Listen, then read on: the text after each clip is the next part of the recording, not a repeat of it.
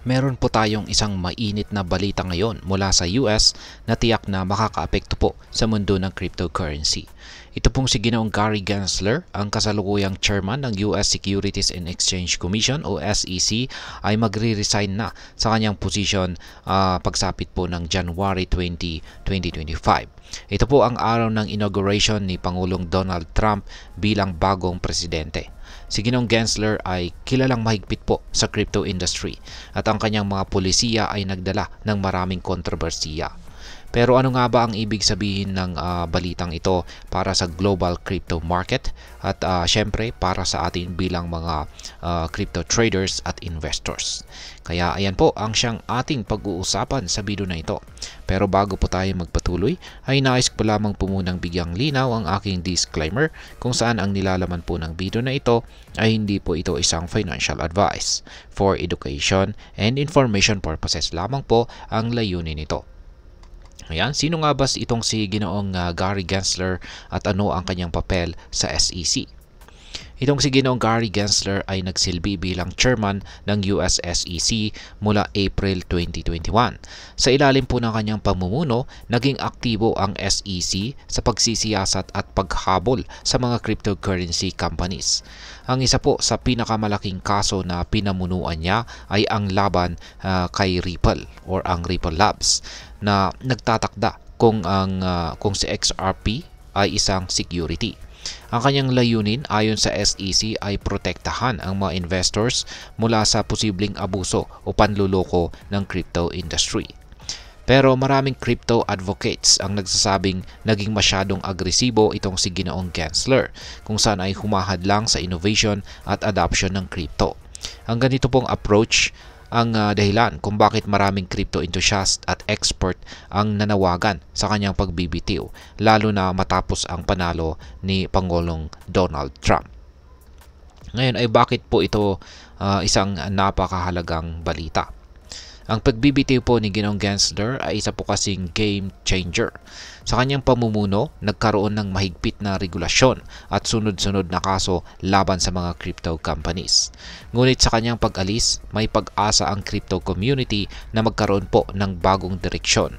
At ayan, ang Ripple CLO na si Ginoong Stuart Alderote ay nagbigay po ng listahan ng mga dapat isaalang-alang sa pagpili ng susunod na US SEC chairman. Kaya yan, una ay pagtigil po sa mga non-fraud litigation cases tulad po ng kaso laban kay Ripple. Pangalawa ay ang pagkakaroon po ng malinaw at simpleng regulasyon para sa cryptocurrency. At pangatlo ay ang pagbuo po ng transparency at accountability sa SEC upang maibalik ang tiwala ng publiko. Ngayon ay ano naman po ang maaring epekto nito para sa industriya ng crypto? Ang pag-alis po ni Ginoong Gensler ay maaring magdala ng mas maluwag na regulasyon sa US kung saan maaring magpabago sa global crypto landscape. Ang US ay isang malaking player sa crypto market, kaya anumang pagbabago sa kanilang regulasyon ay tiyak na mararamdaman ng buong mundo. Para sa mga Pilipinong crypto traders at investors, maaaring magkaroon po ng positibong epekto ang balitang ito. Kung ang US ay magkakaroon ng mas malinaw at pro-crypto na regulasyon, maaaring tumaas ang kumpiyansa ng mga tao sa cryptocurrency.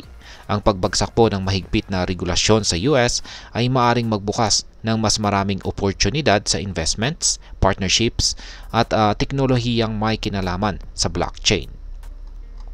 Ngayon ay ano naman po ang aking masasabi tungkol dito? Ang balitang ito ay isang paalala na ang mundo ng crypto ay mabilis magbago dahil sa mga desisyong ginagawa ng mga regulators. Bilang Pilipino, mahalaga na maging updated at handa po tayo sa mga ganitong pagbabago. Habang may posibilidad ng mas magaan na regulasyon sa hinaharap, dapat pa rin nating tandaan na ang crypto investment ay may kaakibat na risk. Kung ikaw ay isang crypto investor, ito ang tamang panahon upang mag-research, muring suriin ang iyong portfolio at maghanda sa anumang pagbabago sa market. Maaring may dalang pag-asa ang pag-alis ni Ginoong Gensler, pero dapat po nating alalahanin na hindi pa rin tiyak ang direksyon ng susunod na liderato ng SEC. Kaya Ano po ang inyong opinyon sa isyong ito? Makikita ba natin ang mas maliwanag na kinabukasan para sa cryptocurrency? I-share ang inyong opinion sa comment section sa ibaba. At hanggang dito na lamang po tayo sa video na ito mga ka-crypto. Sana po ay inyong nagustuhan ang aking paliwanag sa video na ito. Kung inyo po itong nagustuhan, pakiclick lamang po ang like button nito. Marami pong salamat sa panonood. Ingat po tayo lagi at God bless po sa ating lahat.